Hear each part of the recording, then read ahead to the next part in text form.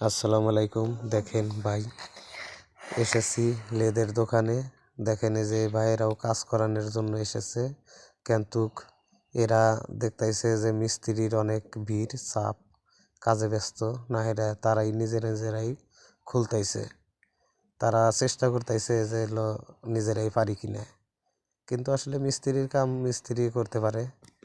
তারা যদি পারতো তাহলে হয়তো অনেক আগেই তারা গাড়ির বগলেই সারার চেষ্টা করতো।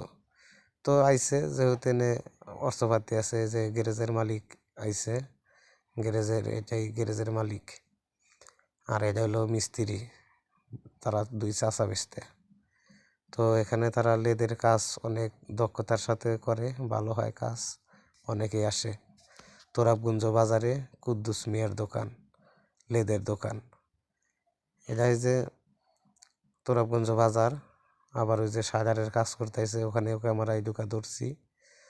তো এখানে অনেক রকমের মানুষ অনেক রকমের কাজে কিন্তু ব্যস্ত।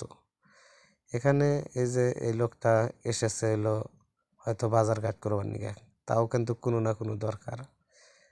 তো দরকার ছাড়া আসলে মানুষ নাই।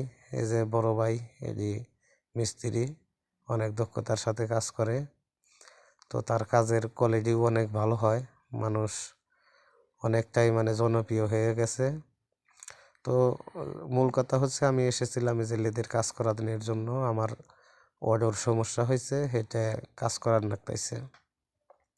তো দেখেন এটা কিভাবে কাজ করাইতে হয়, আপনারা না দেখলে বুঝতে পারবেন না। অনেক রকমের হয়তো কাজ দেখছেন, আবার দেখেন নাই।